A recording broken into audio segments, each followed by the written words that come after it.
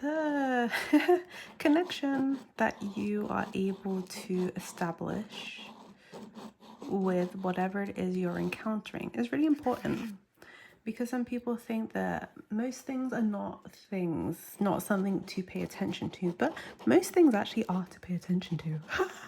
It is when you stop paying attention that you get clouded.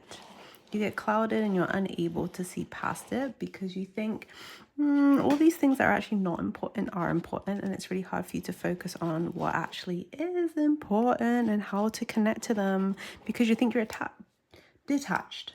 You think you're detached from these things that are going on.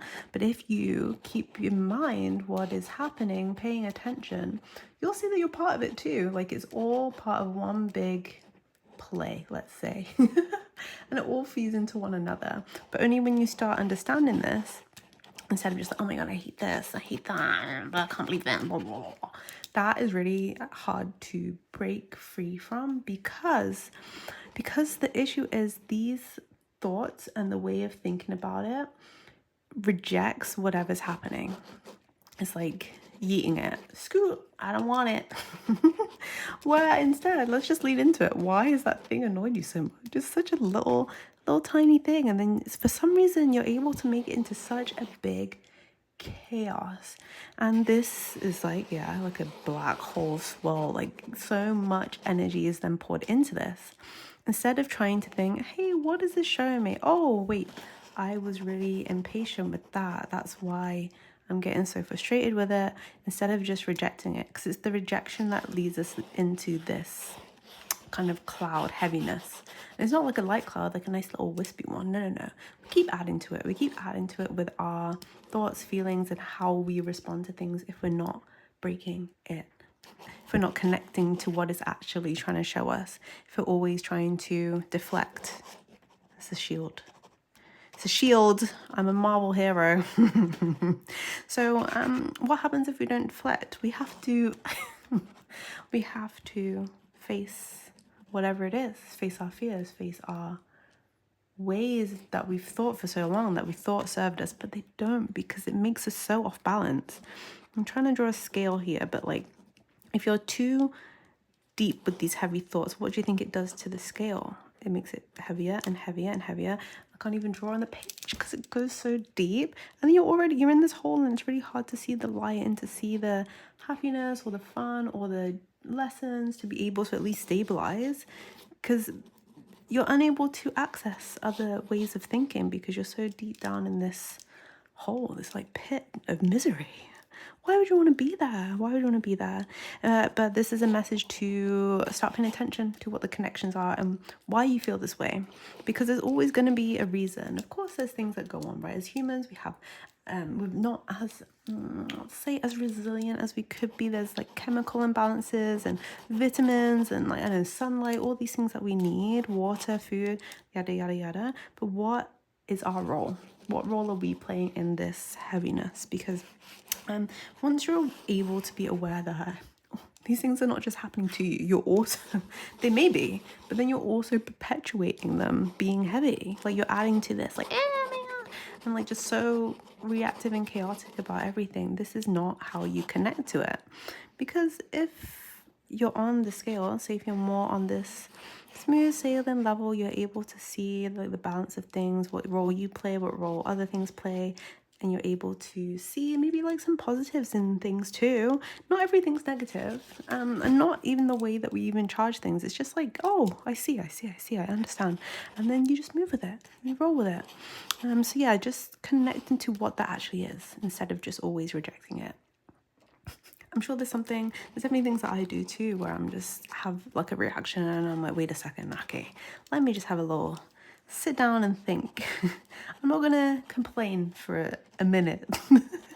Let me just see what I'm trying to work through here, how I can improve my experience, because honestly, all these videos are basically trying to support you into having a nice experience here. I mean, obviously there's doom and gloom, right? It's not all sunshine and rainbows. That would be a bit not good for learning. But just really recognize what you can do about it, because you have more power than you think. You can be like the hero in your story. You can be the person who sees things and is able to adapt and overcome and deal with things, even if they're really heavy and hard. Because there can be so much holding you back from this connection of this, and this kind of like rotates. This is like a moving thing, and you can see different angles, and it's not even just 2-dimensional, it's 3-dimensional, like a prism, and different things reflect and refract off of it. But if you're always looking at it from one lens, and this is the misery lens, your misery lens that you put on it, of course everything's gonna feel miserable. Try and flip it. You don't have to do like a complete 180. You can just do a little like tilt 10 degrees. Okay, what heaviness am I perpetuating here? Is there any involvement that I'm having? But then if you're like, oh yeah, but if this didn't happen, then this wouldn't happen, and blah, blah, blah. Who's having those thoughts? Who's having those thoughts? Who's adding to it? Just think about that. Think about if there's anything you can do, and if not, what can you change? Oh, you can change your thoughts.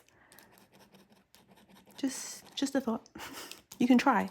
As I said, don't try and go like too crazy, because that's going to be very, let's say, off-brand. Your personality, your body's not going to understand what's happening.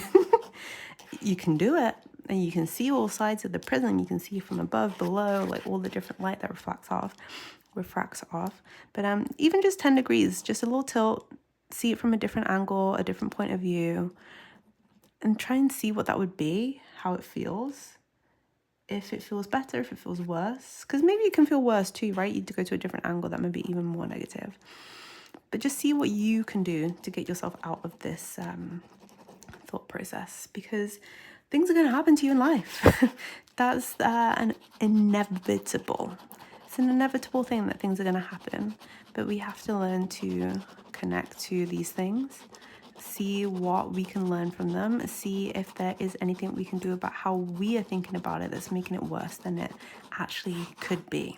So then we can just be in this like connected state where you're seeing from all these different angles, and it's like more wonderful and more harmonious, because you're not going down on this scale of heaviness, which doesn't sound very fun. Think of it like a roller coaster. You can like, there's highs and there's lows, but you never stay in either, right? It's like a ride, and you can kind of control it a little bit, not all of it, but you can control your thoughts and how you react to things. It's a process, but if there's something that you are feeling very like triggered by, or if there's a pattern that's shown up for you, just have a look inside your little noggin of yours and see what comes. See what you can do, because I want you to see all the light.